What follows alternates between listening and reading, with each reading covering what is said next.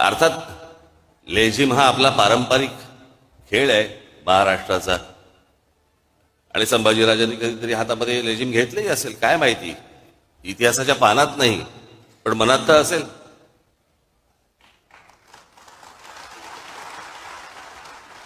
पण मी त्यांना म्हटलं त्या गाण्यावरनं म्हटलं चित्रपट पुढे सरकतोय का, की नुसतं गाणं आहे सेलिब्रेशनचं. तर बोला नाही सेलिब्रेशनचं. म्हटलं मग कशाला चित्रपट कशाला स्टेकला लावताय.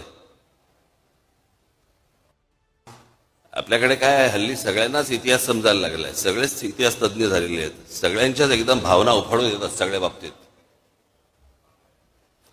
म्हटलं काय आहे, म्हटलं चित्रपट पाहायला लोक जेव्हा जाणार त्यावेळेला औरंगजेबाने केलेले जे अत्याचार आहेत